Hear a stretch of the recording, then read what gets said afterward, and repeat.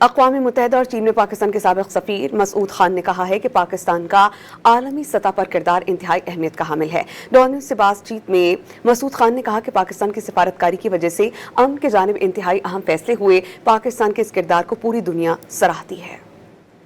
پاکستان کی تیسری کامیابی ہے۔ پہلی کامیابی جو تھی وہ جنگ بندی اور مذاکرات کا دور یہاں جو اسلام آباد میں ہوا تھا۔ دوسری کامیابی جو مفاہمتی یادداشت کے اوپر دستخط کیے، پہلے اس کی تکمیل کا مرحلہ، پھر اس کے اوپر دستخط کروانا، اور پھر یہ ہے کہ جب دوبارہ بحران پیدا ہو گیا اسرائیل کے لبنان کے اوپر حملوں کی وجہ سے، تو جو عالمی بحران پھر ابھر رہا تھا اس کو سنبھالنے کے لیے پاکستان نے ایک مرتبہ پھر سفارتکاری کی، اور اس کا اچھا نتیجہ نکلا ہے۔ برگن سٹاک میں جو لوسرن سمٹ ہوئی ہے، لوسرن لیک سمٹ، اس میں یہ ہے کہ بہت اہم فیصلے ہوئے ہیں۔ ایک فیصلے کا آپ نے ذکر کیا ہے کہ کیسے 60 دن کے اندر اندر جو ہے نیوکلیئر ڈیل کے اوپر، اور اس کے بعد جو ایران کے اوپر معاشی پابندیاں، دوسری قسم کی پابندیاں ہیں یا ان کے جو منجمد اثاثے ہیں ان کے بارے میں فیصلے کیے جائیں گے۔